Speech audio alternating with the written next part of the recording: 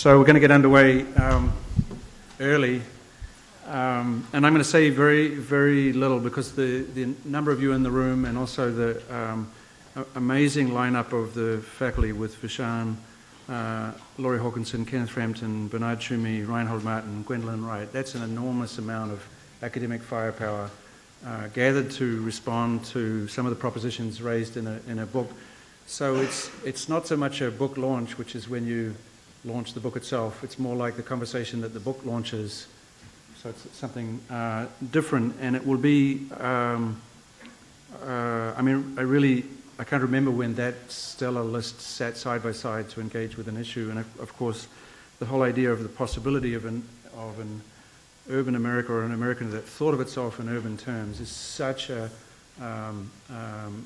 question with such an enormous history, and has been the subject of an enormous amount of thought in a school of architecture like this one, and in a country like this one. So I think it's sort of great to keep that crucial issue cooking. Vishaan, as you know, is the holiday professor, director of the real estate development program at the school, but also the director of CURE, the Center for Urban Research, which is urban real estate research. And I suppose the Pharmacist label comes from that.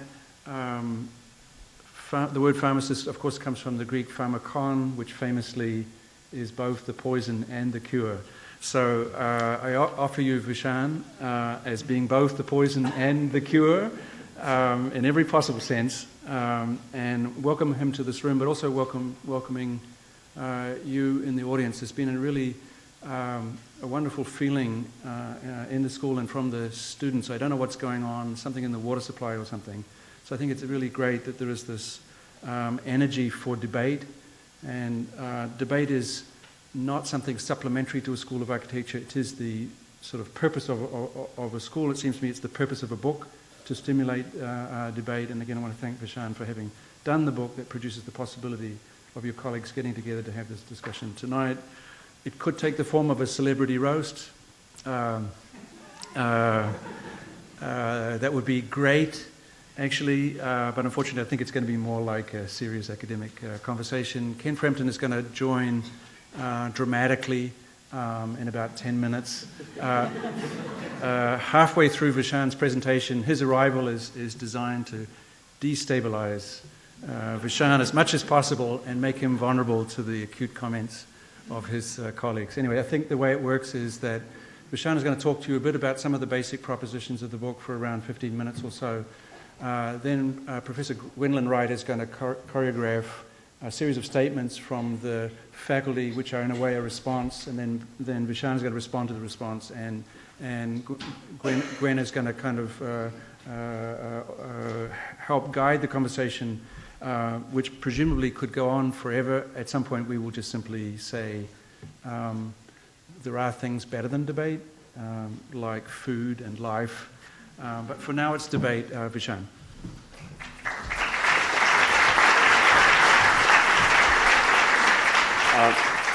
Thank you very much, Mark. And I just, I try to think back to when I was graduating from architecture school, and the thought that I would be not only talking about a book, but talking about a book with this group of people in this room was unthinkable, and anyone who would have suggested it, I would have said to run to a pharmacy immediately because they needed some serious drugs. And so I'm very, very honored. I'm going to give we're in New York, of course, I'm going to give a denser version of this talk than I normally give, and I have been giving it in some places to some interesting and mixed results, which I'm sure we can talk about. But I'm going to dive right in and go right to the summary, if anything will turn on. There it is. Thank you, Lisa.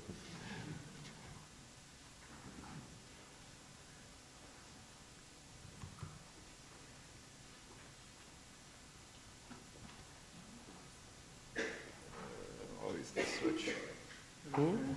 No, it's running off the laptop.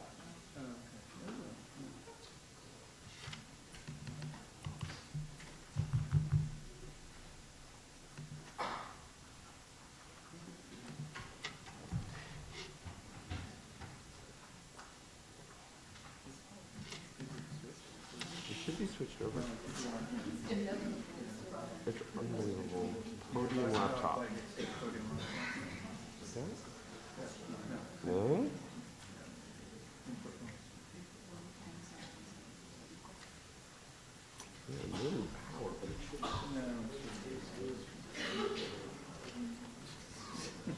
Here we go.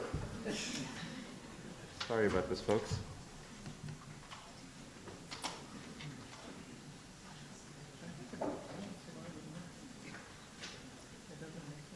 It says stand by as projector warms up. But it was all It was on. we had been doing the same thing at the same time, maybe. I don't know. Yeah, so What's happening? it might just be the projectors. Why isn't this showing up? Are you? It looks like you're not getting. Did you plug in? Could you have run out of battery? Shouldn't be. I've never had a problem. Yeah. So now we've got. It might have just powered. It may have just powered on.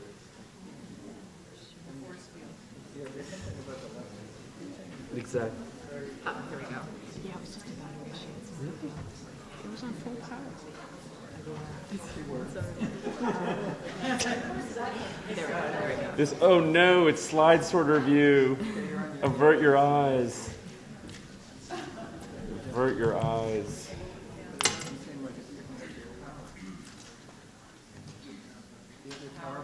Yeah, I do.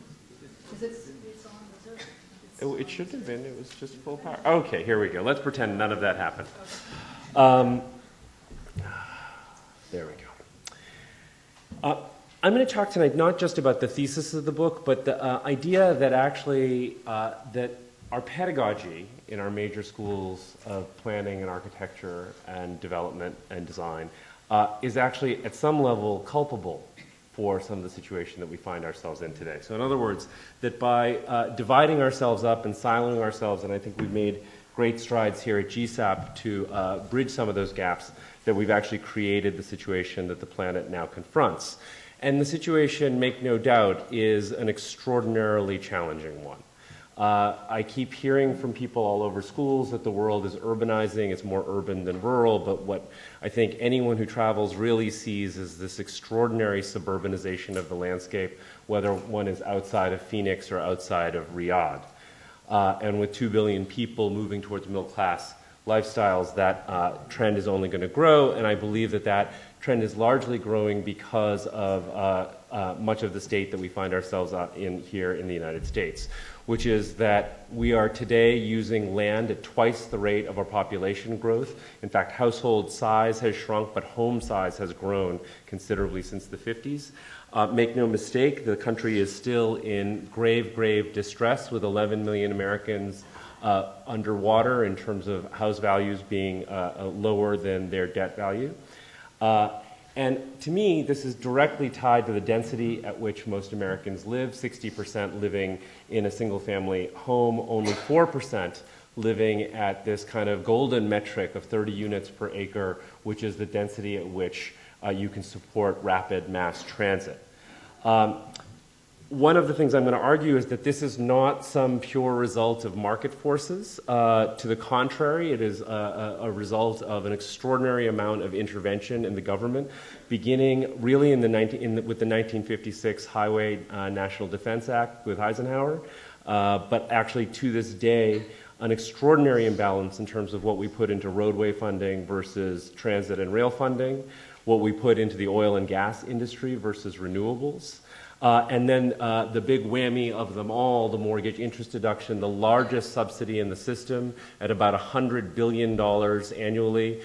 For those of you, and we're going to talk about affordability a good bit tonight, I think. For those of you interested in affordable housing, and I know many of my students are, the stuff in the green, the crumbs, are what you get to deal with, because the major housing investment that the country makes is primarily towards wealthy homeowners, and this subsidy basically incentivizes them to buy larger homes. The notion that it somehow that it incentivizes home ownership itself couldn't be less than true.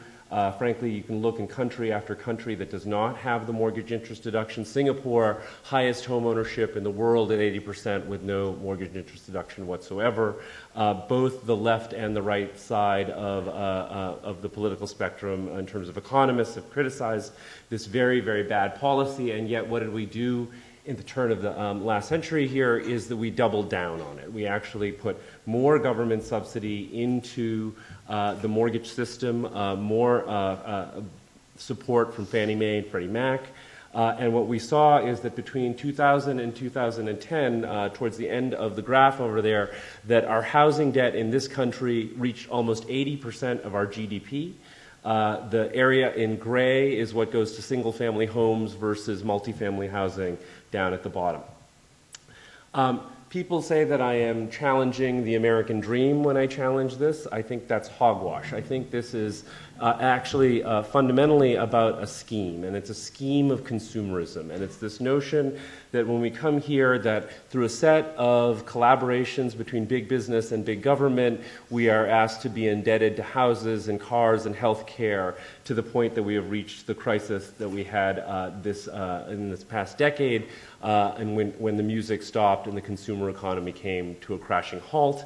To me, this is not the American dream. To me, I won't belabor this slide, but it's one of the earliest quotes I could find, at least, about the American dream, which makes no mention of either single-family homes or patches of lawn, but actually is really, truly about opportunity. So I believe that whether you're from Toledo or Taiwan, that basically the idea that one works hard, one struggles, one has kids maybe, and you send those kids to a good university with hopefully not too much debt, and those kids turn out to be successful, strikes me much more as the idea of the American dream, the dream of the classless society. It's certainly a dream that we have not achieved, but one that I think is embedded in our consciousness at some level. You know, it's interesting as this immigration bill gets debated, I keep wanting to create a reality show called Immigrants Got Talent to remind people about this basic concept that we have here. So what's interesting to me is that both on the left and the right side of the political spectrum, we don't, I think, pay enough attention to this. Dan Doctoroff, the former deputy mayor, used to talk about what he called the virtuous cycle of the successful city, that cities that basically invested in quality of life got new residents. Those new residents would come, pay more tax dollars. The city could, in turn, invest in more quality of life. This, to me, reminds me actually of Jane Jacobs' import replacement theory, where she talked about a city becoming a city of exports by learning how to replicate imported goods and services and export them.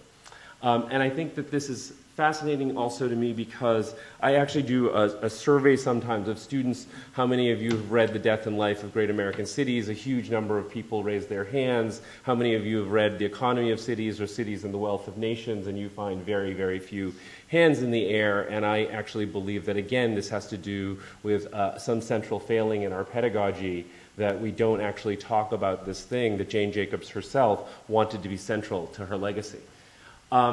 And what a legacy it was, because she was very correct about cities being essentially the engine of economic development, the engine of prosperity in a country. The U.S. Conference of Mayors put out data that said that about 90% of our GDP is generated on about 26% of our landmass. When we did the research for the book, we actually found it was much more concentrated than that. We overlaid a USDA data set and found that actually the vast majority of our economic prosperity as well as our jobs are generated on about 3% of our landmass. An extraordinary, extraordinary concentration in our cities, to the point where a city like Chicago actually generates more economic development than 39 states across the United States, including some of our most productive states. But of course, the difference we have in the United States versus other places like, say, Hong Kong or Singapore is that we take the wealth that cities generate. So New York City, for example, in a typical year, sends about $16 billion to Washington and about $2 billion to Albany that it does not get back in terms of balance of payments. And we distribute it across the landscape, as opposed to a Hong Kong that gets to essentially keep much of the economic prosperity that it generates, and as a consequence has that gorgeous subway that takes you from the airport into downtown and then across to Kowloon and so forth.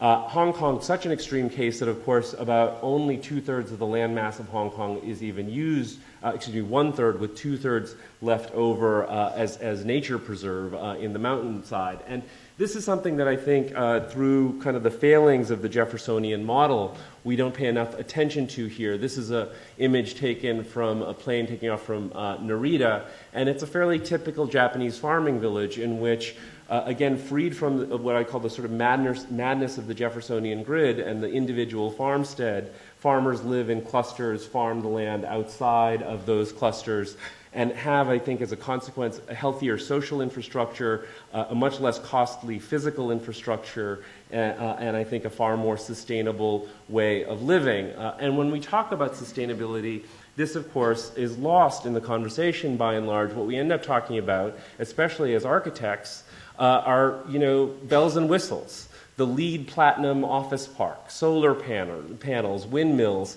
When you look at the data, however, it's fairly clear that you barely make a dent in the carbon footprint of your average person with all of that technology. Electric cars, one of my favorites, is a real boondoggle from that perspective, because when you drive an electric car in the Northeast, you're essentially transferring your gas emissions to coal-powered emissions.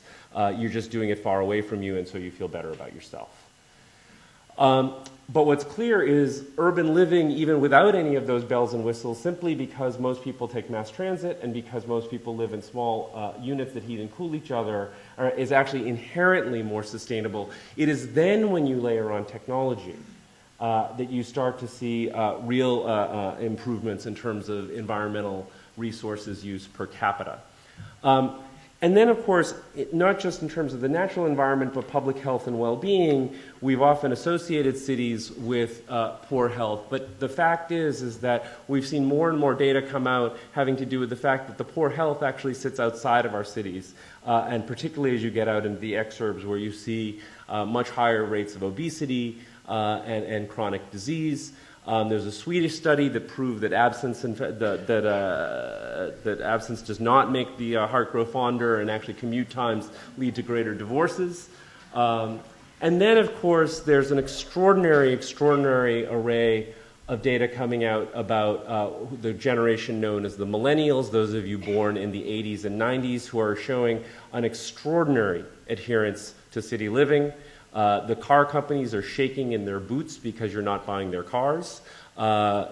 It's amazing to see in city after city how much millennials are actually staying in cities even after they have children, defying the idea of that suburban dream once again. And of course, why not? If you had to live the life on the top with the house and the drinking and driving and the road rage and the texting while driving versus having a shorter commute, being productive, or having entertainment on that commute, and then having time for family and friends at the end of it. And so that we could reach, and this is a utopian slide, I'm not saying our cities today are this, but this notion of a walkable city of culture, diversity, and much greater health and happiness. And so I started with this notion of culpability, and it's funny, I point at this trope, I believe, that exists in many, many schools, which is that density is good, but developers are bad. To which I often respond, well, who is supposed to be building the density? What is actually supposed to be the means of production? And often I am pointed to Paris, which is about 80 units per acre, and is extraordinarily dense and transit-oriented. But of course, it also, through its density limitations at this point, has become extremely expensive, extremely unaffordable, and extremely segregated. So I'm not sure this quite represents the model for the future. In the United States, we've seen quite a huge drop in density across metropolitan areas over the course of the 20th century. And in fact, our research showed that of all of the land zoned in the United States, only 12% of the land is zoned with enough density to support mass transit. Now, again, this is not just happenstance. I think it's critical for us to try to think about how it is we ended up in this predicament and why it is planners are out there doing this. And I think part of it is because since the 70s, we've been told that the job of the planner is to listen to the community and do what the community wants them to do. And if you're in Staten Island and you're a planner and no one wants, say, people of color living in your neighborhood, you're supposed to listen to that community and downzone that neighborhood. And I think this is an intense problem that has now completely taken a hold of the way we live. I would argue that modern planning needs to get much more flexible and performative in terms of how it acts, how it allows air rights to transfer, like the High Line. And this is an example I won't go into detail about, called the High-Low City, that's talked about in the book. Of course, architecture plays a major, major role in this in terms of making that density something that is inspiring. And we're also seeing that in the form of new cultural buildings in cities across the United States. We're seeing it in the form of new landscapes across the United States. This is not simply a Northeastern phenomena or a Californian phenomena. It's happening in city after city across the country.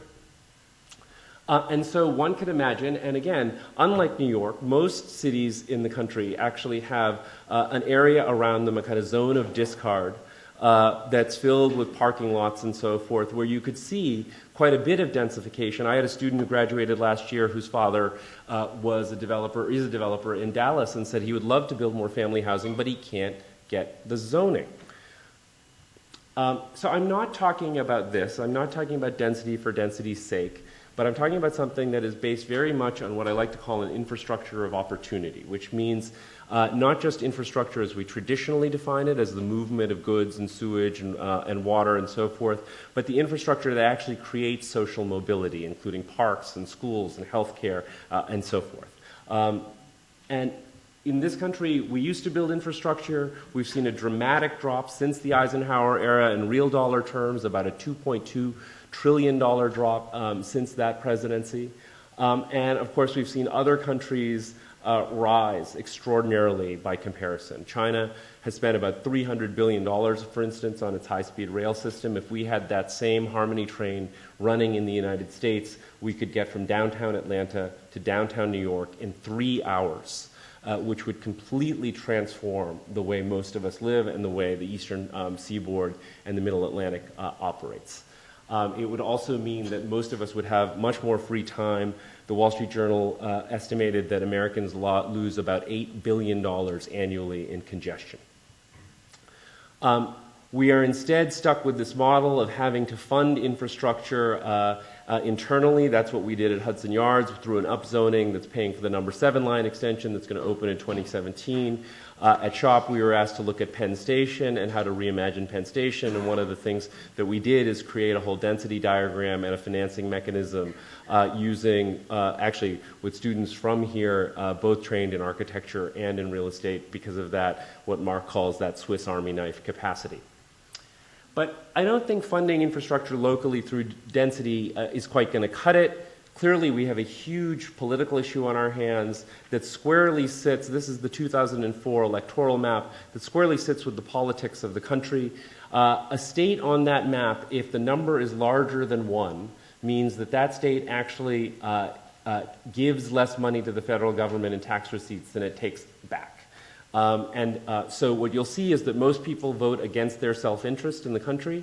It is interesting when you start to see Texas at that 0.94. Texas is changing demographically and electorally very quickly to the point where some believe Texas may become a blue state by 2020. What's also interesting is if you look at the averages down at the bottom right, what you'll find is that the blue states by and large put into the system what they take out of the system. The red states by and large take about 40% more out of the system than what they put in, and hence the cause of the deficit, which is a kind of interesting phenomena. So this, of course, challenges the basic mindset of the country today. We believe that tax dollars goes to single mothers living in poverty, in public housing, in cities. That is, of course, the stereotype. Nothing could be further from the truth in terms of the data. And I think all of that, as well as our obsession with showing Pruitt-Igoe blow up, has led us to this point where we no longer have to believe in things like public housing or how it is the other half lives. And of course, and Reinhold does this quite a bit, but I like to remind people that there's plenty of examples of successful tower in the park housing in this country, in this city. You can walk around it. And I think that we tend to denigrate it because it, again, allows us to forget the problem. So affordability in terms of housing is about 30% of one's income in terms of how one defines it, so you can spend 70% of your money on the other things you need in life. By that metric, since 1960, we've had a 40% loss of affordable housing, whether it was government-sponsored affordable housing or market rate affordable housing across the country. So this was the model through much of the 20th century. It was government-built public housing. In the 1980s, with the election of Ronald Reagan, you had tax reform in 1986 that took a lot of those dollars, actually minimized those dollars, and put them into the form of vouchers and tax credits, which is the system we have today for creating what's known as affordable housing. These are the buildings that you see, the rental buildings that say luxury rental on them, where 20% of the buildings typically are given over to people who have incomes below 60% of average median income.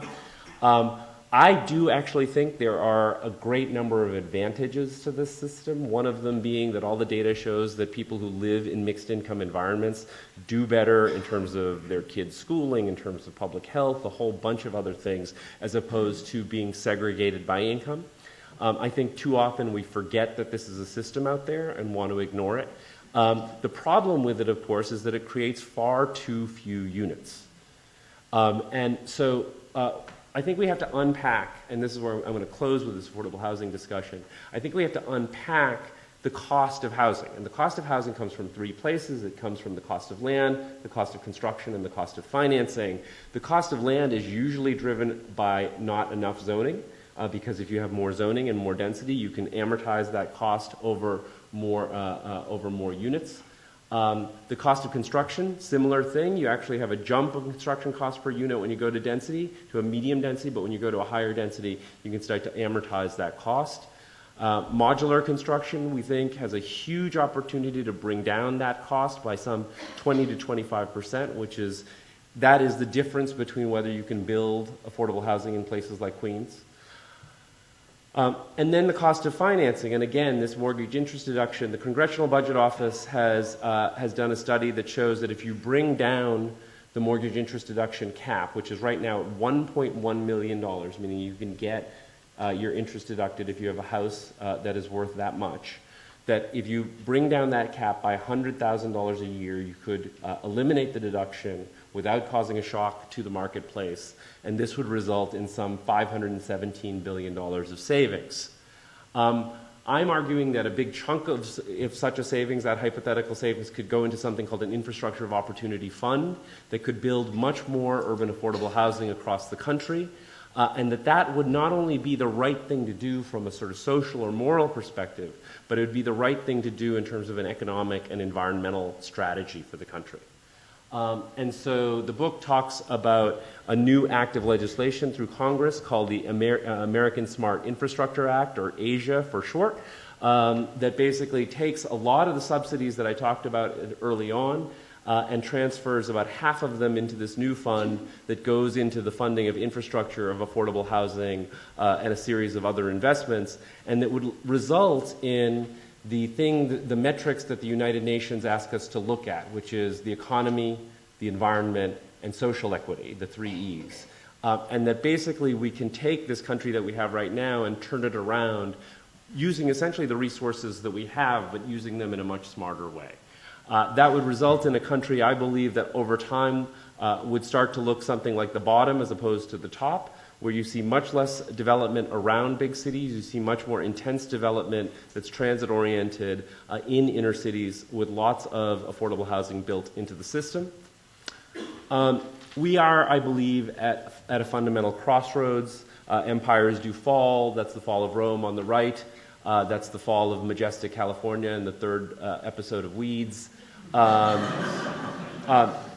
What's funny, that slide was fun. I actually think the slide was funny when we inserted it in the book, with all the wildfires now happening in the West, much of which are attributed to sprawl. I think it's become sort of less funny. This is the country that we live in today. This is the country we could live in tomorrow, a country of towers, trees, and trains. And I'll just close by saying that, again, and thinking about this pedagogically, that the landscape that we live in, and much of the world is trending towards, is a synthetic landscape. It was built over a very, very short period of time, really over a matter of only a few decades. That's not to say suburbs didn't exist before World War II. Of course they did. There were rail-based suburbs and so forth. It is not actually an anti-suburban message. What the book is really just trying to say is that if people want to live in suburbs, want to have multiple homes, multiple cars, fine, but we shouldn't pay them to do it, which is essentially what we're doing right now. And that if we took away that subsidy regime, we would end up with a much smarter country, and I think a country that could start building cities that could be emulated in different parts of the world through the interpretation of their own culture. So with that, I'm going to close. Sorry for the technical glitch in the beginning there, and I think I turn it over to you, Gwen.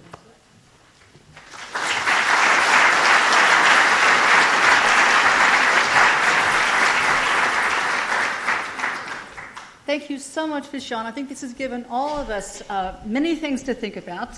This evening will allow us a chance to explore and to debate some of the key ideas in Vishaan's book, as well as in what he said. It's therefore appropriate within a university that will not only celebrate the accomplishments and the vision that he's bringing forward, but will raise some questions about how this school in particular can look at its own history and can ask how we, as faculty and as students in the various departments here, can try to take up some of the challenges that he's raised and even perhaps raise some questions about your vision. How do we actually take on what is the fundamental aspect for all of our professions, is the combination between analyzing what exists and envisioning what could exist. So I'll try to orchestrate the event tonight by emphasizing some key themes that seem to me, and are also themes that the other panelists are going to bring up, really important within our school. The first one is the history of our engagement with urban density.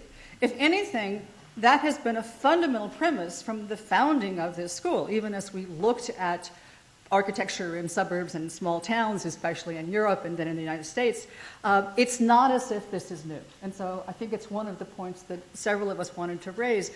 What is profoundly new and innovative in what you're proposing? And especially, what is new to our audience here? The second is there's been a strong critique of what is one of the boogeymen in your book, that is the new urbanists, the ways in which they are suggesting we can have this wonderful, idyllic way of life that uses some transportation, but is ultimately going to be a little bit denser suburban life. To some extent, in refusing to engage it, I think we have dropped out of the debate and the ongoing importance of new urbanism as a fundamental way of looking at development throughout the United States. There's a fractious relationship between public and private development. I think that we have tended to emphasize the ways in which public development would be an important source of funds and of visions, public in the sense of of governmental, municipal, state, and federal, but also public in thinking about what we share. And your critique that we haven't engaged the private sector, sometimes to my understanding, becomes an endorsement of the private sector as necessarily inevitably doing things in the right way. That's been an ongoing source of debate in the school, and I think you've given us a chance to really address that in a more profound and exciting way. There are ways in which the interrelations, sometimes quite contentious, between the various departments within the school, architecture, preservation, city planning, and the most recent of them all being real estate development, need to get addressed. There have been, I think, wonderful efforts in the course of the last 5 to 6 years in particular to have many more joint classes, to have joint studios, but I'm curious for all of us to take on this challenge of ways not simply to denigrate the other professions, but to find ways that we can come together. With that become, I think, important questions for all of us to raise. What are the advantages and disadvantages of the kinds of design guidelines that you're suggesting, of ways that we can take on what for many architects have been a burden. Most architects don't want to think about there being controls over what they could design. So I think this becomes an important challenge to all of us. There are issues about what kinds of examples and models we put forward. I think I would not necessarily endorse looking, for instance, at Beirut and the Solidaire work as being a model. But I'm glad that you also extended out beyond a focus on the United States. It becomes part of our effort to think in more global terms, that we can't simply look at the U.S. And you've challenged us to not look only at Europe. But there are ways in which there are problems in Asian cities that I think need to get addressed, and this is a good place to do it. How do we see a chance here to raise those problems that in other circumstances you might not want to do? There are important ways in which the challenge of transmitting information through graphics, through maps, are a fundamental source of our classes, ways that all of us in whichever department think about how to make your point, how to actually promote your ideas with images. But again, one of the points for us to raise with you is how do we allow various kinds of interpretations and want to have a variety of responses, not simply promoting one idea.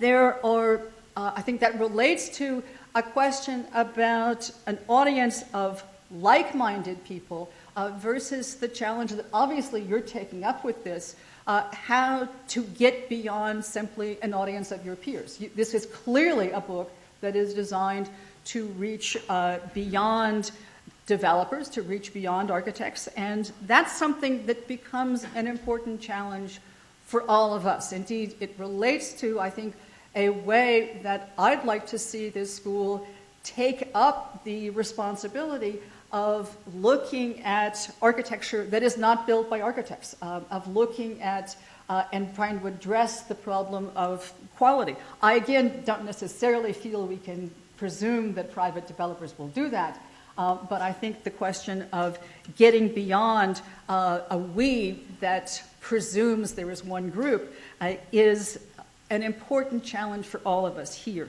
We do tend to be somewhat in a silo, even as we have more connections among ourselves.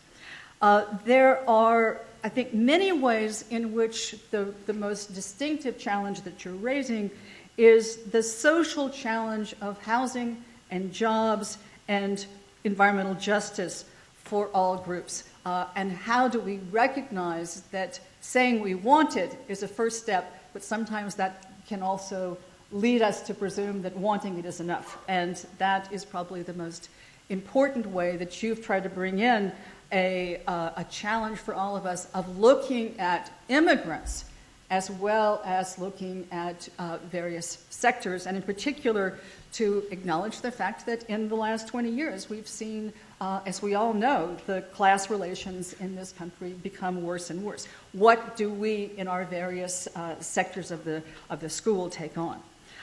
Then there is, I think, a fundamental issue that a number of people here have taken up.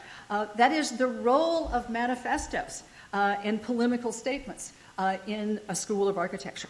To what extent are these ways in which we can bring about change, and to what extent are they ways of saying we want it, but they may in fact make the change be harder to carry through? That leads to questions that I know Reinhold is going to address tonight, the strengths but also the limits of utopian thinking.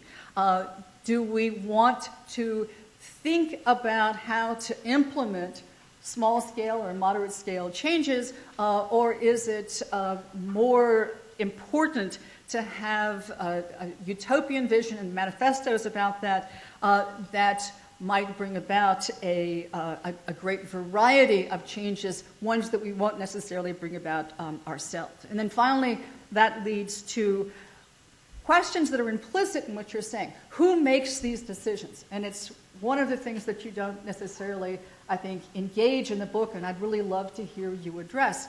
How do we carry out some of the radical changes that you'd like to see us make that have to do with where money is being allocated, and not just criticize how it's been done, but to think about the procedures for doing that and what a school like this can do. Now, we don't really need full introductions for the people who are on the panel, each of whom is going to give a brief statement addressing a particular aspect of what Vishaan has given us. Bernard Tschumi will do the first one, Laurie Hawkinson, Kenneth Frampton, and Reinhold Martin. So these won't so much be critiques as commentaries and challenges to you. And then, of course, we'll have Vishaan come up and talk about his responses to these issues, and we'll try to take them up ourselves and have a discussion among ourselves. We had intended to have there be somebody from city planning and somebody from historic preservation here, but these things don't always work out. So I want to actually encourage the audience to take up those aspects of the way the school functions, because there are probably more critiques of density in those two fields than there might be in architecture. And so I'd like to see the discussion, once it's opened up to the floor, address those points. But I think there are many ways in which the wisdom of what you said, but also the challenge for all of us to try to perhaps go beyond something that was a surprise to read on the 23rd page, that we should embrace and promote market-driven urban growth. How can we challenge it as well as embracing and promoting it? And that is one of the, I think, the fundamental aspects of the history of this school. So Bernard, if you would come give a first commentary, which I know is going to include images because it's one of the... we're all going to sit there, but I think since two of you are going to present images, why don't we then make the shift? Yeah, I think we can all sit there. Okay, then we can all move over there. Yeah, okay, I don't know. Do you want Then let's come over there. to... Yeah, I think it's... Yeah. It's all right. Yes. Okay. Vishaan, why don't you sit here so that you can... I'll see. Or do you want to sit right there? Or you want to sit in the middle? You don't want to do that. I'll sit. You sit here in the middle. Okay. Okay, but I cannot control the machine. Oh, controlling the machine. And so we all turn around and... Yeah, yeah. You You can want leave the to light stand on. up there and then we'll... Yeah, I don't have a choice, otherwise I can't. I know, then you can't advance your... You stay there. Okay.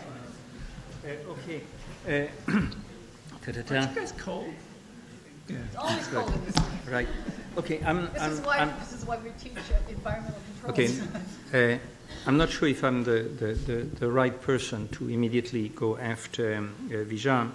I think Vishaan developed a very important argument, but an argument which has been probably been going on for at least 1 century, and one that is now somehow substantiated by a series of facts, and I think those facts, as the way they are presented to a larger audience, in other words, to people who are not necessarily architects and planners, but to a larger, let's say, responsible politicians, I think he's making a very important point.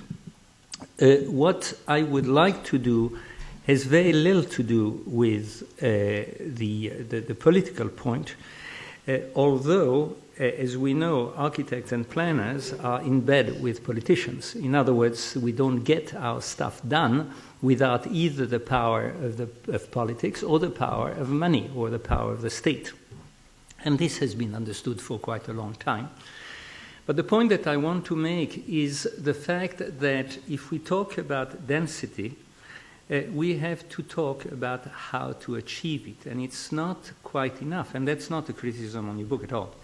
It's not quite enough to say, hey, we want denser city. I think we agree. We just have to, certainly in this school, by the way, it's an interesting school insofar as we have architecture, planning, preservation, urban design, and real estate. In other words, we technically cover all the fields of urban, thinking, which is good. At the same time, we also have to see what we really need to do. And I would like to go back to literally 100 years, right? 1914, the futurists who advocate a city based on transformation, on energy, on density. Quite against many of the principles, the Beaux-Arts principle, as they had been developed throughout Europe at the time, or even America. After Saint-Hilaire, you find filmmakers, in other words, here a little later, but I bring these images because I love them. After all, Fritz Lang was trained as an architect, we should not remember that, or even points like Le Corbusier. Le Corbusier, those of you who have read Towards an Architecture, has a diagram which is extraordinarily similar to your diagram, Vishaan, where you see all those cars, all those little houses taking over all the little trees, right? And he makes the point, density, big buildings, destroys a major city center in Paris. And this is the Plan Voisin. By the way, Voisin is, at the time, a car manufacturer. And in other words, we would build skyscrapers the way we build cars. Again, none of the points, none of the precedents, none of the examples that I'm going to give you are intended to say this is good or this is bad. It's simply they had a concept. They had an idea. Or Hilbesheimer with the slabs, or slightly different in terms of the density issue, Leonidov as part of the Great Revolution of Russia and then the Soviet Union, suggesting that it could have to do also with process and future densification of the great. Later, you have, of course, and I'll do something which is, of course, an amazing oversimplification and going fast in order to make the point. You have Siam, you have Team 10, and a series of diagrams of how the densification can take place. In this particular case, related to infrastructure with the Smithson, or someone who has become quite forgotten, Doxiadis, presenting a series of three-dimensional diagrams of the growth of cities, and even that's built in England, the whole period of the so-called new towns, which were supposed to be those pockets of urbanity, those pockets of density that could alleviate the suburban growth. Cumbernauld here in England, or the quite extraordinary project by Jonna Friedman, who was one of the first one to suggest a densification by superimposing the new on top of the old. In other words, layering it vertically, accepting that some of the historical neighborhoods were there to stay, and therefore that there was possibly another layers that could happen. That was more than utopian thinking. That was a way to look at how we deal with our existing cities. Other example, not fairly similar, by the way, to the Smithson with Candelis, housing that includes the infrastructure, that includes the transportation. Of course, many of these examples were misconstrued, mismanaged, and a more critical attitude developed, so-called No Stop City by Archizoom, or the 12 Ideal Cities by Superstudio. Each were carrying potential concept, either concept for real, concept for critical thinking. So you had then inevitably a reaction. You had in America Colin Rowe, Venturi. In Europe you had Aldo Rossi.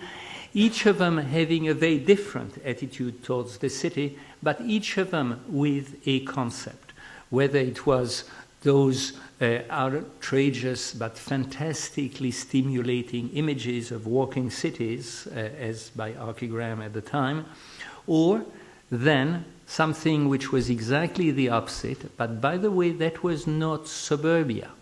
Leon Krier was not about an endless new urbanist landscape as opposed to what the new urbanist made it look like. It was about a densification of city, not quite the one that Vishaan is talking about, but certainly also an idea of the city. Interestingly enough, Collage City here is taken literally by Jim Sterling, where he takes pieces of his own work as a manifesto and places them as a collage on top of the Noli plan in Rome. In other words, suggesting that you can further densify cities. But of course, the other ideology, the one of the endless suburb, is one that has been promoted endlessly. But at least it is an ideology. Or one, of course, Masdar outside Abu Dhabi, a so-called model of the absolute ecological, sustainable city of the future, as another model, or other games which have an interesting notion of things where the hyperdensity of the organization by Zaha here for Singapore, where there are practically no free space between the building. It's just a multiple density. That reminds me of buildings like that. And again, I'm not making a point of saying this is good or this is bad. It is. It is. It is. But now here's the problem, is that what is this? What is this? What is this? So the question is, ultimately, it's not in this room, there's some of us who have to make the point that indeed density is good, but there's some others of us who has to provide some of these models. And the models for the 20th century, some have been relatively successful and some have been a failure. I'm sure Reinhold might talk about some of these utopian, quote-quote, disasters. At the same time, there was at least a series of concepts. And my problem is that at the moment, in the early 21st century, the conversation about architecture is still going in full swing. But the conversation about cities and the design of cities and the concept that makes cities has almost disappears. There's, at the moment, every single major architectural figure, every so-called superstar or star architect, design buildings. They fit very well in this, setup. But they're no concept. And that's what I would like to see if we talk about density. Thank you.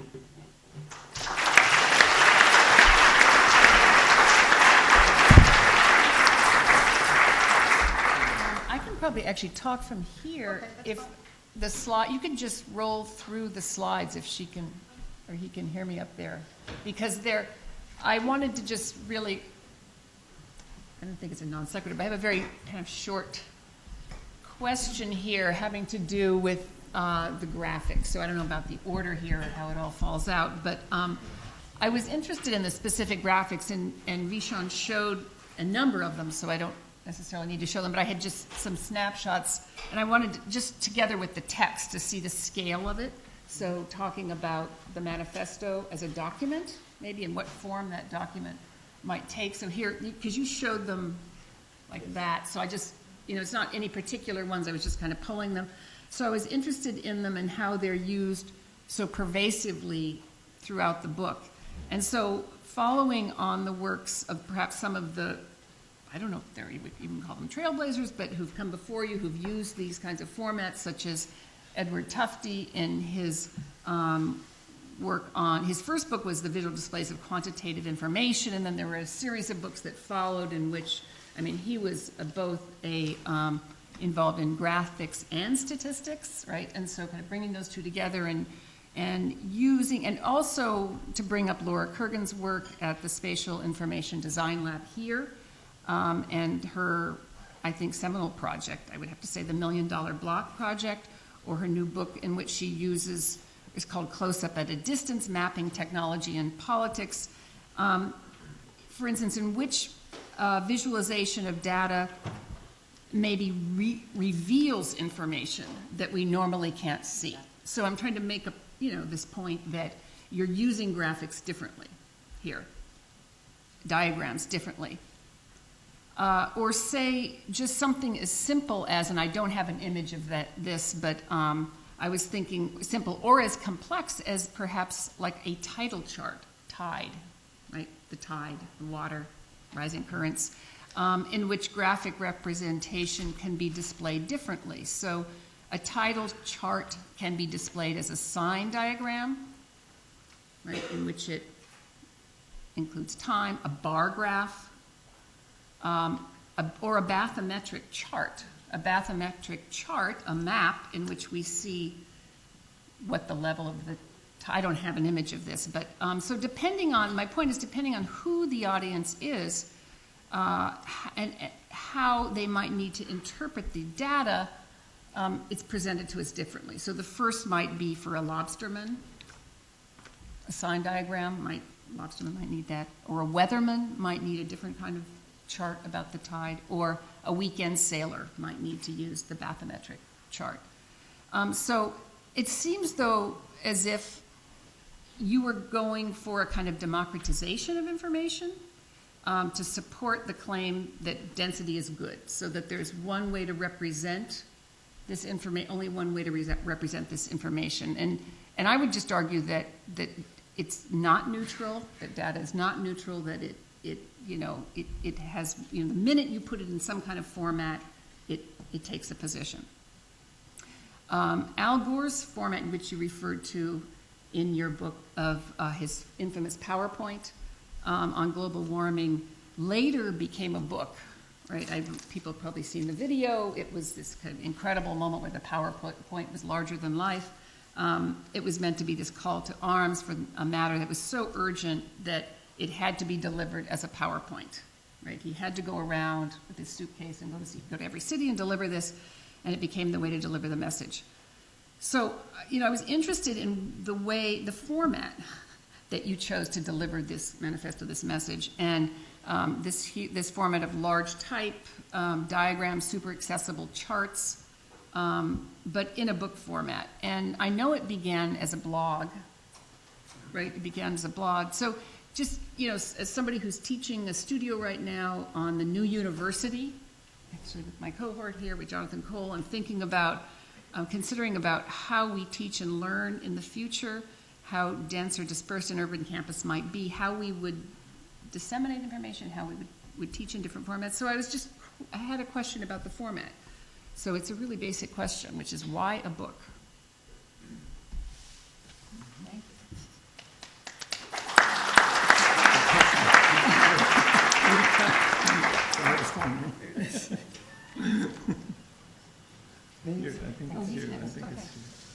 Right.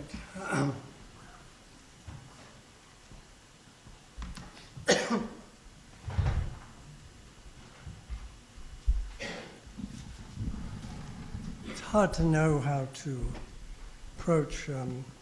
I think it's an extraordinary book, and I think the graphics are extraordinary. I mean, these kinds of graphics have been used before. They go back to Lee Stewart or Neurath or earlier, but I think they're extremely compelling, and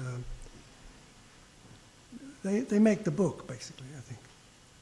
They make it extremely accessible. And it's really it's a wake-up call, this book, I think, in many ways, not only to the society, but also to the professions and to the design professions. I mean, the way they communicate, or rather the way they don't communicate.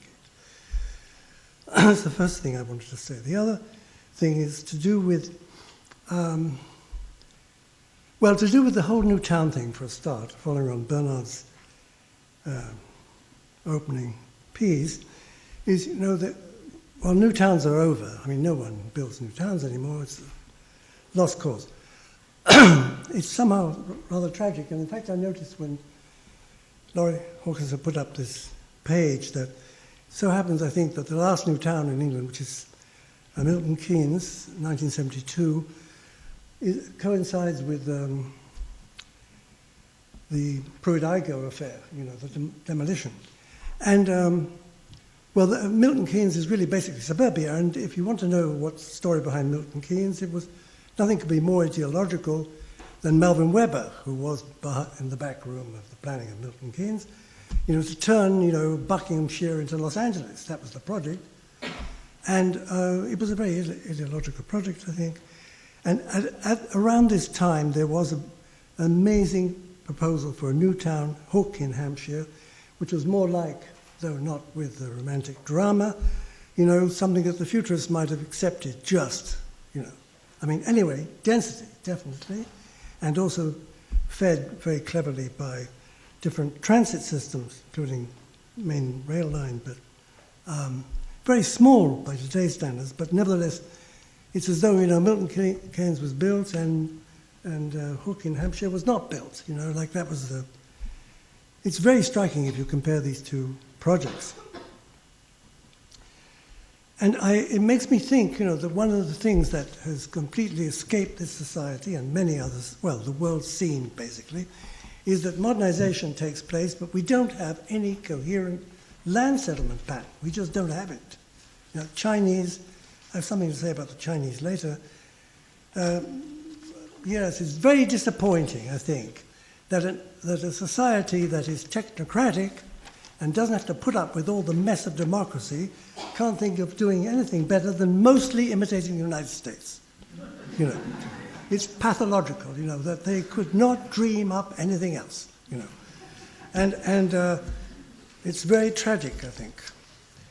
It occurred to me as this was opening up that I've never lived in a modern building, never in my life, and most of my colleagues haven't, I think. And by modern building, I don't just mean some building that somebody has just built for making a buck, and has sort of walk-in closets. Maybe I'm talking about the modern project as it once was in all its refinement, which in many ways, of course, we've almost totally lost. I mean, that makes me think of Ram Koolhaas, who seems to doesn't seem to be able to use a sliding glass wall. Although would that be a problem? I mean, there are some advantages to that. Can be under certain circumstances. And I'm struck also by, vis-a-vis on this land settlement pattern line, that other countries have had sort of better moments. I mean, I'm thinking in particular of countries for which, generally speaking, I looked at rather, well, with certain reservations. I mean, Austria on the one hand and Switzerland on the other, because maybe some of the best low-rise high-density housing was built in Switzerland, built at the beginning of the 60s. I'm thinking of Haaland, but the practice that designed Haaland has gone on doing low-rise high-density housing right up to today. Much of it, by the way, not public, private investment, but nonetheless low-rise high-density housing for middle-class people. And somehow or other, the Swiss and the Austrians and maybe the Germans and maybe a few other people middle class can live closer together. But in the United States, middle class can't live together, except in cities. Otherwise, you have to have this dumb house separated from another dumb house ad infinitum, all looking at each other, but of course pretending that they're miraculously autonomous. And I think one of the challenges that faces architecture, which we're also not very good at, is that how to combine, in models could be, I like the idea of this FAR times 5, for example, which I believe, if I understood correctly, is 20% less than what it would cost if we were building a single-story house. That, the challenge is to actually convey, luxus in a cheap, relatively modest investment. And that we're not very good at either. But I think there's an Austrian practice and a Swiss practice that have built, around that, 5 stories, 8 stories, blocks for middle-class occupation that really have the idea of luxus. I mean, Baumschlager Eberle that housing in Innsbruck they did, and someone I know very well in Lugano, Gazaniga, really knows how to achieve that effect, to achieve, this sense of quality. I mean, in a way, a lot of, and that's a sad story, developer housing, sort of, but don't really understand what is quality, and we don't seem to be able to convey it either. I mean, the sad thing is this issue of consumerism, because, and the way in which this economy is predicated on consumerism. I mean, housing starts at everything. If you don't have enough suburban bloody houses being built, the economy is in the dumps, because people don't have to buy all these refrigerators and the cars and all the other junk that has to be repeated ad infinitum. I mean, it's a consumerist game. That's what it is, basically. And we have an economy that can't, and it's not only our economy, I suppose it's all over the place, can't drag itself out of consumerism.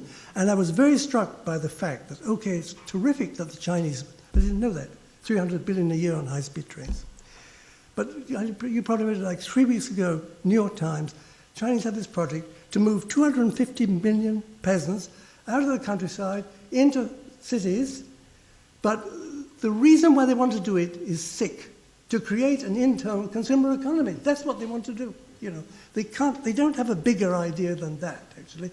And the trauma of moving 250 million people, it's an unbelievable project. They are very ambitious. Well, I don't think I have any more to say. Thank you.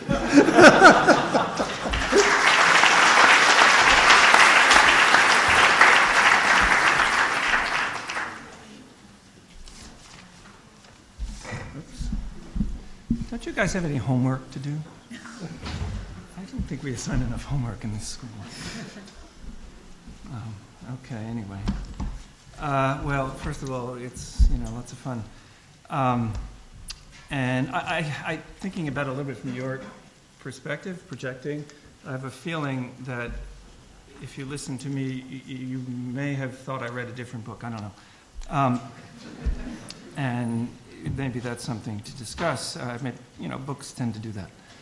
Anyway, I guess this must be a very important book, judging from the august group assembled here beside me. And so in recognition, I'm going to try to stick to the program by saying, and very briefly in 2 pages, just to make it easy on you, by saying, in short, that I agree. I agree that cities are great and that America needs more of them, along with more of the infrastructure that connects them and helps them to make them great.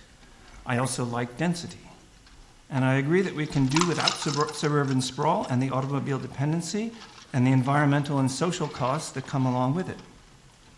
And it's certainly ingenious. I mean, I really do think this is a very worthy proposal to replace the mortgage interest deduction with urban infrastructure spending. And I even agree that Jane Jacobs was a champion of neoliberal economic policies. It's quite true that this is quite misunderstood. On these and other subjects, I find Vishaan's book lively, engaging, and sometimes downright funny. But it's also a politician's book, written in the middle-of-the-road language of post-political common sense. And this is more or less what I want to address here. Probably because my job is anyway clearly to quibble. I will quibble only with its subtitle, A Manifesto for Urban America, because you see, this is not a manifesto. Manifestos make their political allegiances manifest. And by the way, I somehow have been assigned the role of talking about utopia. I'll put that in parentheses and say, nor do I believe that it's utopian, because it doesn't propose structural change. So, for example, just to give you an example and to scare you a little bit, the opening line of history's most famous manifesto reads as follows: "A specter is haunting Europe, the specter of communism." That's a manifesto. In contrast, and I'm not necessarily saying this ought to be a manifesto, I'm just, let's get our terms. In contrast, Vishaan begins rather more diplomatically and perhaps, reaches a different audience in that respect. And this is the opening line, opening sentence. "The United States today is a country divided, a country of countries." And in fact, we're told that rigid partisanship of the sort exhibited in manifestos has gotten us into this mess in the first place. There's the left and the right, and they're somehow both in some sense complicit. And so it's now time for a healthy dose of Bloombergian post-ideological, post-political realism. Hence the book's main prescription, pharmacon or not. The prescription is a bipartisan consensus that capitalism is good, that we need more of it and not less, and that in fact big government is principally to blame for tipping the scales of the otherwise free market to favor suburban sprawl and oil dependency. In its place, we're told we ought to embrace the win-win scenario of the 21st century's newly crowned oxymoronic sovereign, the public-private partnership. Now, if this sounds familiar, that is because it is a variant on the old post-political sort of shell game, fake left and go right, with the twist that urban multiculturalism rather than suburban family values provides the script. So it's sort of tricky business, I think, but the bottom line is still the bottom line: deregulation and the opening of markets. Still, the book does score big points. I definitely appreciate this. For managing to demonize, of all people, Henry David Thoreau, who... It's good. I mean, this is. You really, it's funny. Henry David, who is duly upbraided for violating the developer's golden rule of density by living alone in the middle of the woods. But the caricature of Thoreau notwithstanding, the biggest surprise, I must say, of Vishaan's book, at least for me, is its unremitting Americanism. The book's prolific use of the politicians' we and our, as in our nation, to evoke the unity of the national soul over and against partisan divisions, comes to a climax in the penultimate chapter when we're asked to imagine, quote, this country of cities resulting not from new regulations of burdensome mandates, but from the agency of ordinary Americans exercising market-based choices, free from the suburbanizing manipulations of the federal government. End quote. Elsewhere, in a sly dig at the Occupy movement, the civic-minded 1% gets a boost with the reminder that central business districts benefit everyone for their tax dollars. But remember that Thoreau's name is also associated with the concept of civil disobedience, of the sort practiced by those members of the Occupy Wall Street movement who were forcibly evicted from Zuccotti Park, a public-owned private space, and hence kind of public space's version of affordable housing, not public housing. They were evicted for exercising their right to the city, or the polis, as it's sometimes called, as in the term metropolis, which coincidentally is also the name of the publisher of the book, which in this case means the right to disagree. Daring to manifest this right in public, they were evicted by the architect-friendly Bloomberg administration on behalf of Brookfield Properties, in an unforgettable demonstration of the true meaning of the public-private partnership. So in the name of the city as polis, the foundation of politics, I respectfully disagree. Thanks.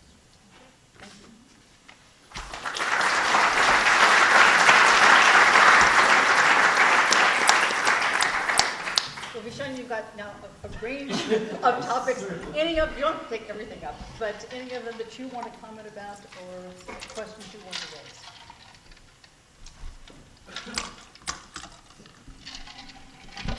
I don't think I can synthesize all of that by any stretch of the imagination. And there's a couple of direct questions that were asked that I want to answer, but I want to get... To me, I was struck by the range between Gwen, you, and I think Bernard at a certain point, you as well, implied this sense of, what is new, which I understand because there's a historical trajectory to this argument, versus Ken, I think, saying that the book was a wake-up call. To me, that's a rather large spectrum of question or feeling about this. And so that's one of my first, because I think the what is new question is a question that exists for me as well. But at the same time, I do think there are certain specific differences. For instance, what is vertical density? And what role does that play in this conversation as opposed to, I think, the more recent trajectory of new urbanism and so forth. But also, if this isn't new, how did we end up in this mess? If we've all been doing our jobs, right, for the last 100 years. Do we have any culpability for the nation or the world as it physically exists today?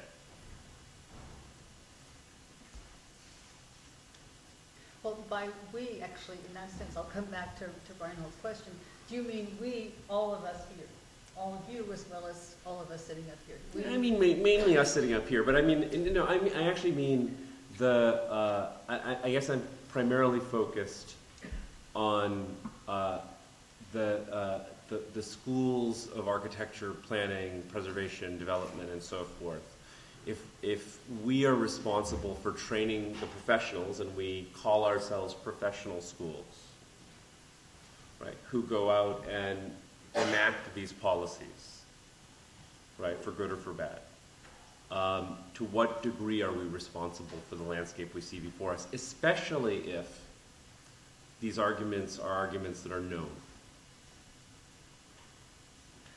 It's a very important question, and I think you're right that there have been different ways among all of our comments of engaging that, because perhaps one of the underlying themes here has to do with innovation, and to embrace the fact that these issues have been raised before but have not been addressed fully, and that a school like this one does tend to focus on innovation sometimes as a good in and of itself, and less the notion of how to make moderate changes in the world that exists. That's a legitimate question to raise. But then it comes back to, I think, an issue that was here. How do we go about that? What's the best way? Is it a matter of engaging in the political system? Is it a matter of trying to change the way private development works? Is it a matter of getting information out there? And I think this actually takes us in a very nice way to the question that Laurie raised. How do we think about the information that we're trying to present and transmit? Aren't there going to be new ways of doing that? What would you like to see as an expanded audience for this book? What do you see as the challenge, in addition to asking all of us here as architects and urban designers and as planners and as preservationists, how we could take a greater responsibility for the way the country is growing? But who else would you want to bring to the table in that debate? Who else should we as a school try to bring in for discussions about how to implement ideas and how to compare them?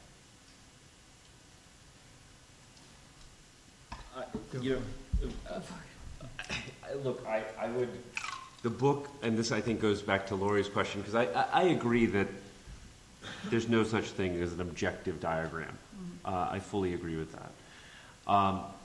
That said, I think the piece about the book that has the most shocked people who are not necessarily from this field is this whole notion of the subsidies. We have, most Americans do not believe they are subsidized. Most Americans are subsidized.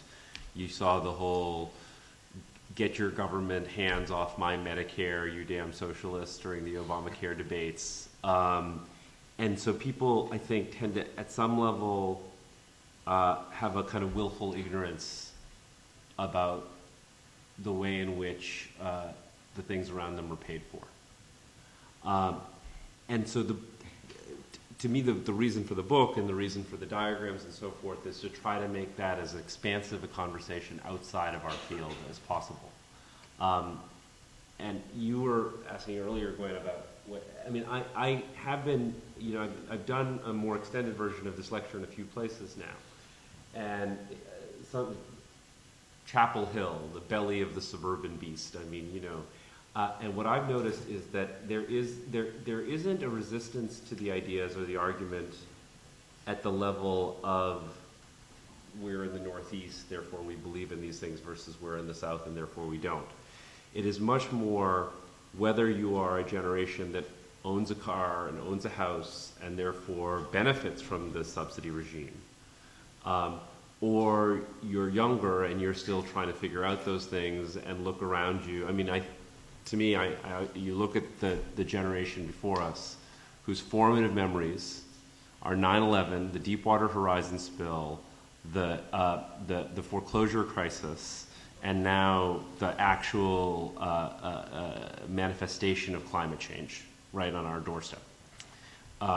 That's a generation that I think is going to think about how resources are used in a fundamentally different way, and that's the generation in which I rest the most hope about 80 million people in this country born in the 80s and 90s in terms of creating political change around a lot of these issues and the sort of radical nature of changing a lot of these subsidies.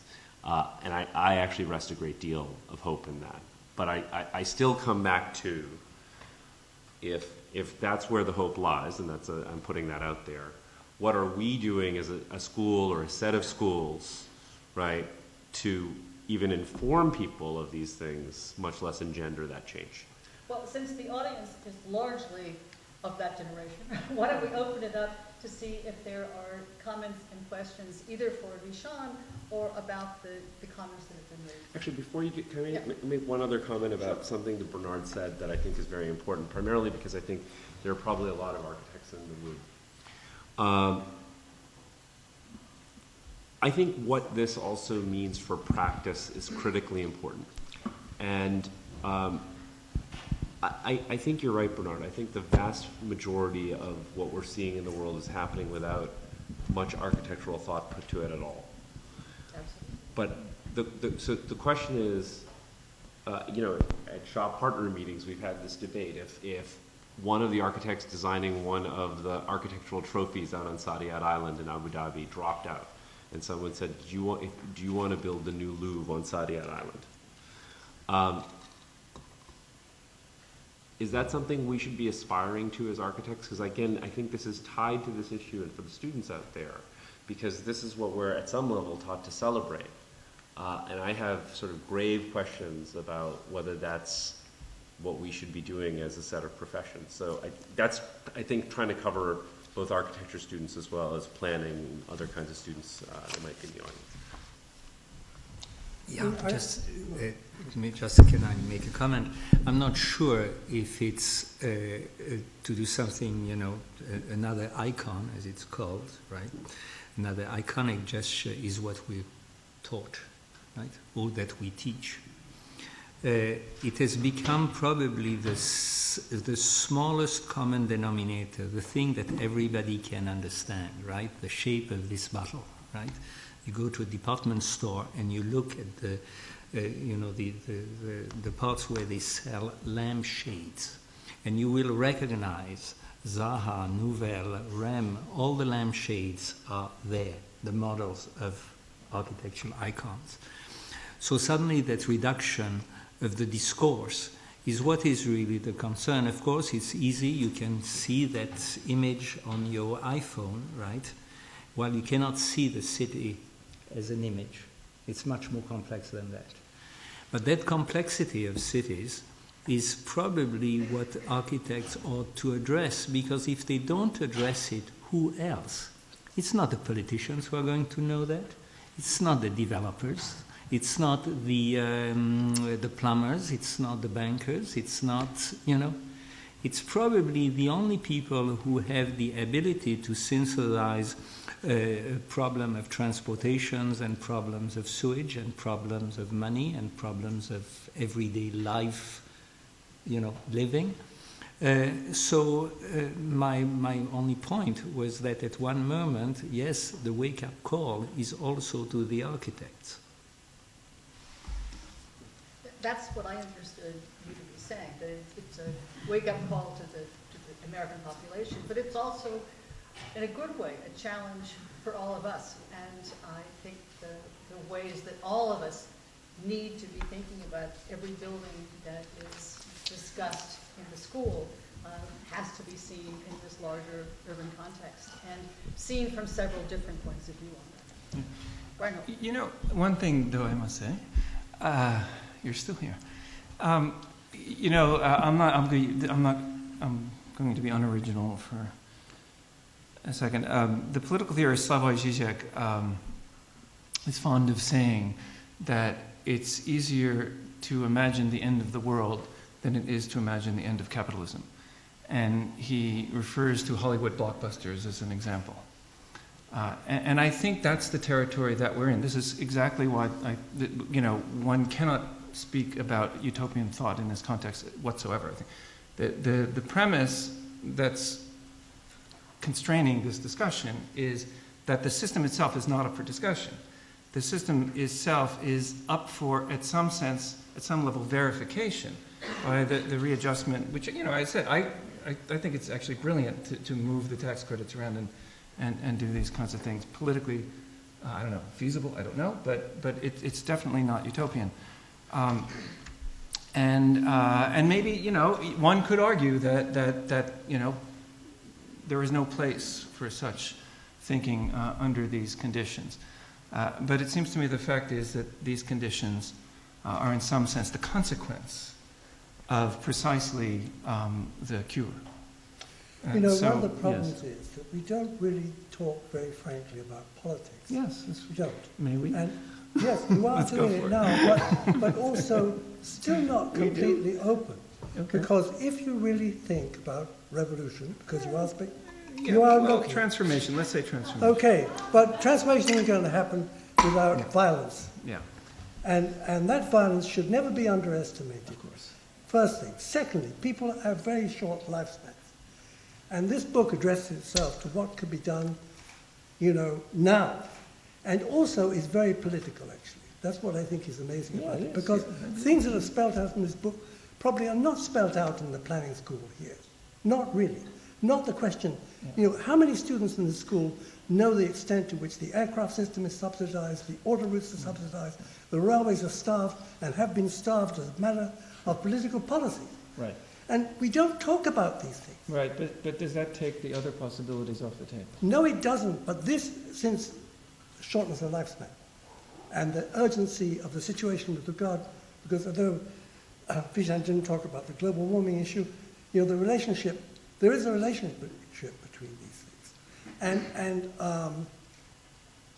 I think it is a question of what can be done within lifespans. I think that is, if one is going to hold on to some kind of optimism. Sure, but because otherwise you come to this drama that the only, don't just kid ourselves about revolution. No, I didn't say that. No, but it's implied. I'm saying, no, you have it's to be implied. able to be the end of the system you're talking about. No, I didn't say that. I quoted Žižek on what can and cannot be imagined. And what the question is, what can be imagined, not what. But what can be imagined for this lifetime as opposed to some other? This is what we don't talk about. What can, and because we're educators, we are in the business, in a sense, of testing the limits of the imagination, the imaginable and the doable. And yes, of course, at the level of the doable, under whatever constraints one acknowledges to be at play, and what the options are that are on the table politically or otherwise. Are one matter, but the other matter, the matter for education, it seems to me, is precisely not to naturalize what has been constructed over a rather short period of time, by the way, and been made to seem natural.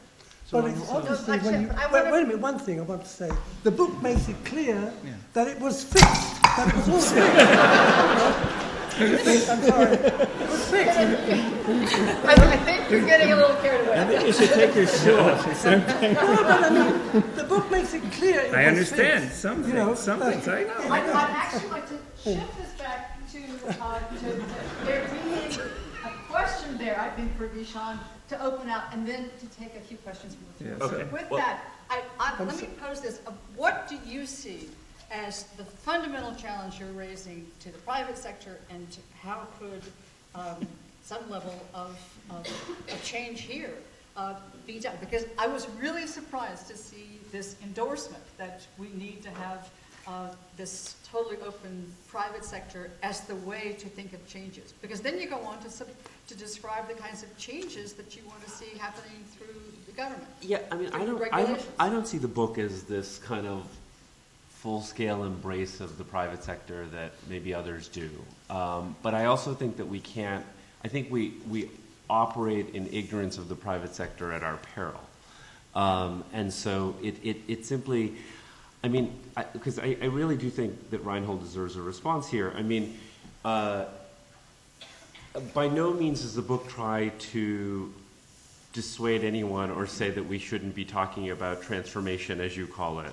But I think it should at least be able to sit side by side, in the sense that, you know, to the extent that Hollywood, you know, several times a year does envision the end of the world, I think academia quite often envisions the end of capitalism, right?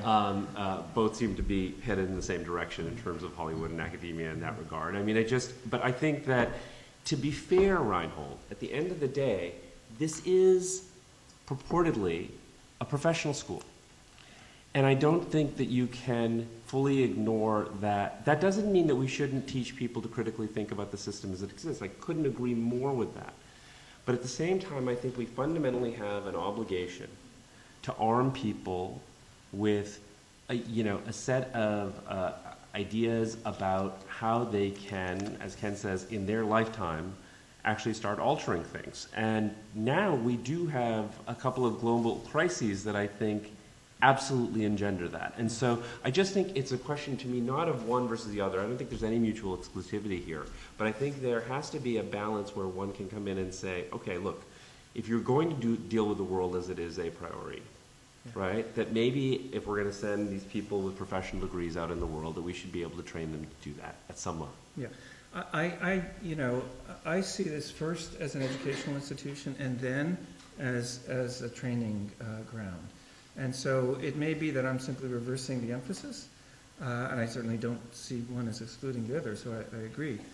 But at the level of education, it seems to me one ought to begin with the tough questions and then work one's way, as it were, into the kind of nitty-gritty.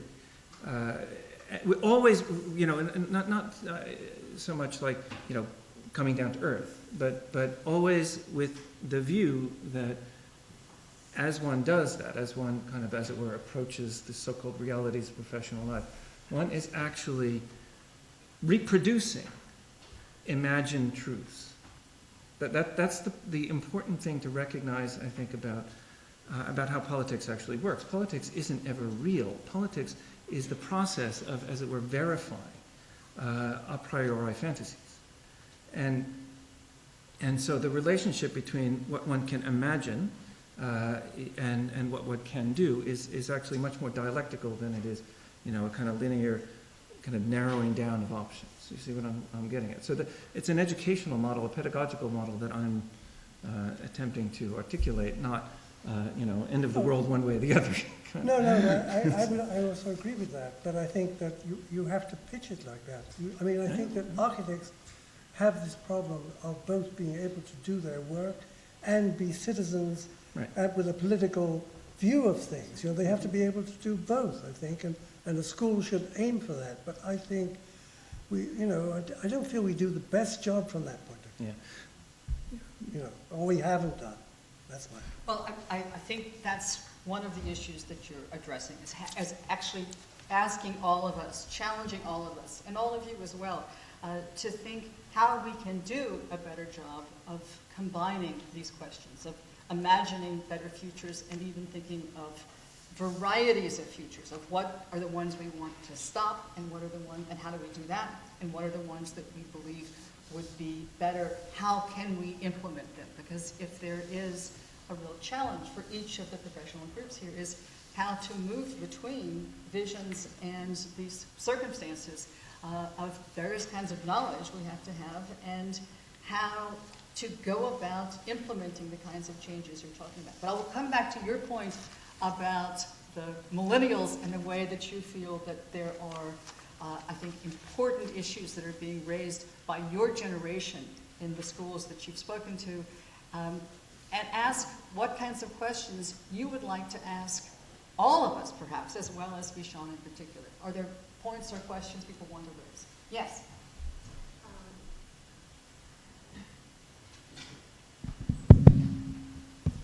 My name's Diana Pengestu. I graduated from urban planning in 2008, and I was born in 1981, so I would think that I'm on the cusp of the millennial generation. And for someone that's my age, 32 years old, female, I'm a huge proponent of density and adaptation to climate change. But one of the things I think about now is, I'm at a point where I'm thinking about having a family. And I love living in New York City, but I really don't see that much choice for a middle-class family to raise children, not just, in Park Slope till they're 5 years old, but all throughout teenage years and into their 20s until they go off to college. I don't necessarily know if, the majority of people here grew up in a city, but I certainly grew up in a suburb. And I don't know what is the choice. I don't really see a lot of choice for middle-class families to, have a family life in a dense city. And how would you frame that type of alternatives when I really don't see much choice at this point? So does density enough do that? What do you think? No, well, again, I think I go back to, the system is fixed. The system is fixed against you right now, trying to make the choice to stay in a city. For a whole bunch of reasons, this city and most cities have become unaffordable to you across the country.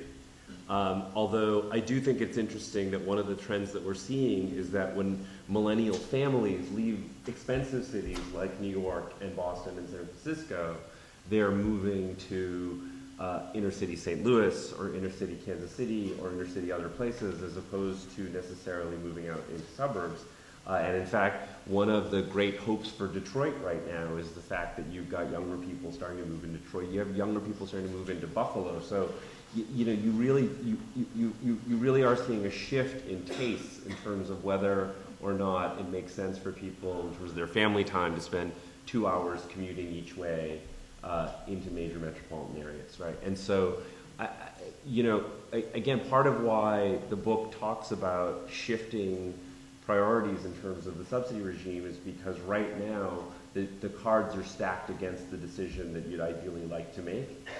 But one of the things that I think as a planner, right, that you can understand is that in many ways, I think the planning profession has not helped us in this quandary.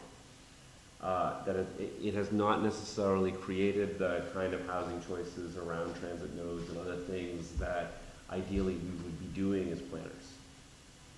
Let's take 2 more comments or questions. Yes.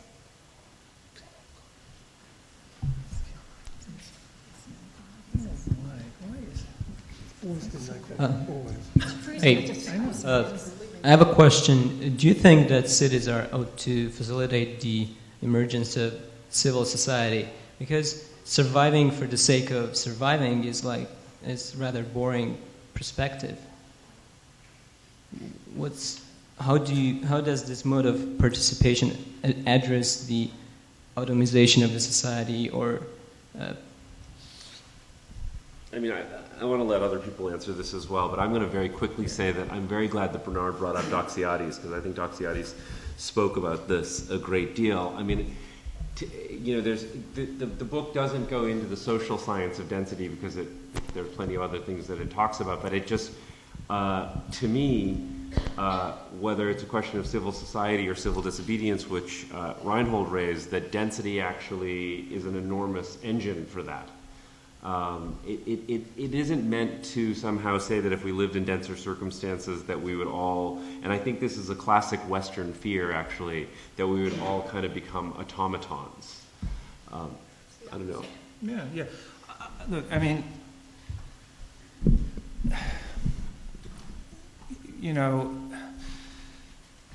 it depends on what you mean by civil society.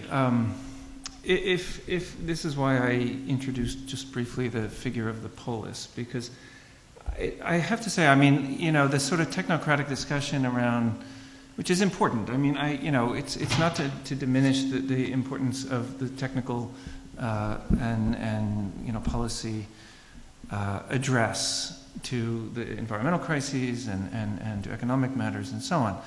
But I take it, I don't know if this is what you actually are getting at, but I take it that the gist of your question has to do with the city, understanding the city as a site of in effect, disputation. This is really the very, very ancient notion of the public, what we now call the public sphere sometimes, or Hannah Arendt calls it the space of public appearance, but the space in which one becomes a citizen, or one asserts and claims citizenship, whether formal or symbolic, as a consequence of, as it were, political speech, the claim, the democratic debate. Now, there was, I think Gwen may have brought this up, but there is this question about who makes the rules in this imagined city that we've been discussing, and what the community board meetings are like when these issues are on the table. And it seems to me that's a critical matter, and it's not just for the technocrats in that sense, and something like, whether at the level of debating this, the sort of pros and cons of this or that type of zoning, or I think more poignantly, debating, as in the example of the Occupy movement, which came up against a huge contradiction when it was evicted, debating the basic premises of the society itself. The city, I think, is incredibly valuable and necessary, and it's actually very difficult to imagine these kinds of things happening in suburban environments, but not impossible. So. Let's take one other point. Yes. And then I think all of us are probably freezing, and there are stacks of books by Vishaan out there, and some wine and warmth. I'll make this quick. I got two questions.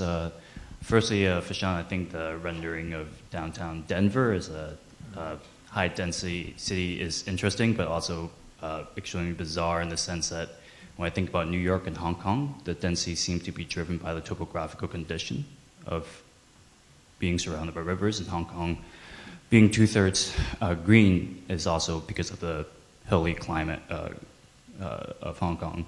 And I guess the question would be, what is the incentive for private developers to start taking higher risks to develop high-density housing in a place like Denver when they can take a lower risk in building suburban houses? And I guess for the rest of the panel, and just addressing the idea of... Actually, I think we really don't have time to have Sorry. all of us. Yeah, Okay. Let's just take that, and you can answer that one about Denver, okay? So, actually, this is, Paul, I think, actually one of the most critical questions. You're absolutely right.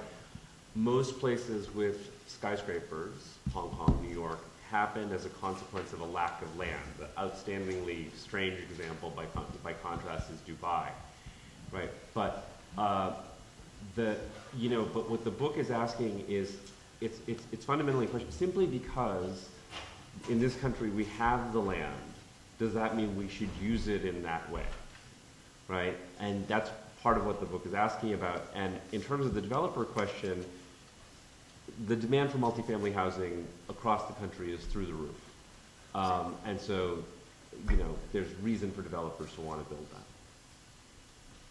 And in fact, just one last comment. There's been a shift of calling it multi-unit housing as opposed to multi-family, to acknowledge the vast variety and diversity of kinds of dwelling groups that we have, and I think the more developers and governments can see and encourage that.